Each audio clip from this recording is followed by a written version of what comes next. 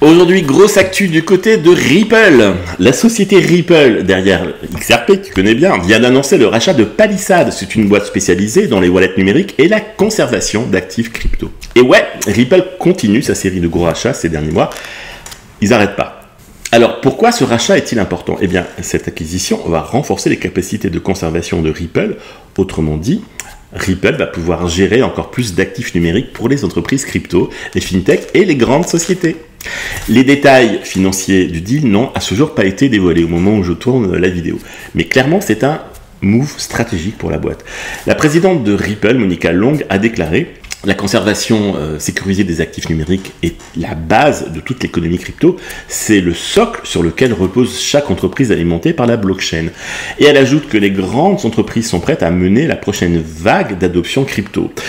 Un peu comme les banques, il y a quelques années, elles observaient le marché et maintenant, elles construisent leur propre solution blockchain. Eh bien, les entreprises classiques sont en train de suivre le même chemin et elles ont besoin de partenaires solides et réglementés, capables de leur fournir des solutions prêtes à l'emploi.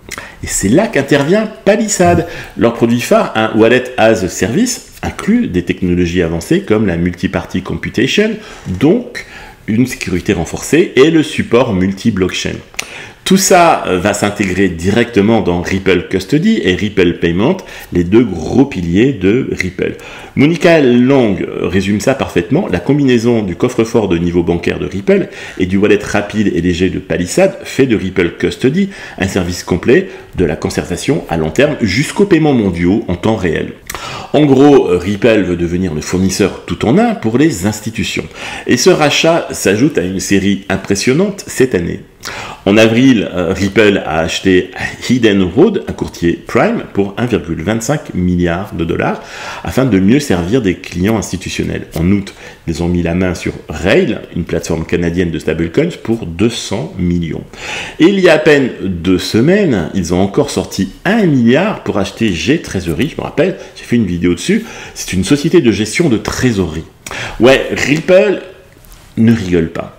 Et au passage, by the way, ils viennent de terminer leur bataille judiciaire de 4 ans contre la SEC, mais ça on en a largement parlé. Tu sais, les deux parties ont finalement mis fin aux appels en août dernier. C'est une énorme victoire pour la société Ripple, qui peut enfin avancer sans ce poids juridique.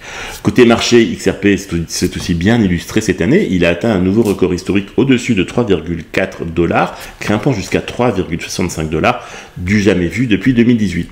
Depuis, il a corrigé d'un peu plus de 38%, redescendant à 2,3 $, mais reste quand même la 4e plus grosse crypto mondiale, avec une capitalisation de plus de 140 milliards de dollars. Bref, Ripple est clairement en mode expansion totale, entre acquisition massive, innovation technique et fin de son combat légal. La firme s'impose comme l'un des acteurs les plus agressifs et ambitieux du monde crypto. Toi, dis-moi ce que tu en penses. Est-ce que tu penses que Ripple est en train de devenir le géant bancaire 2.0 de la crypto ?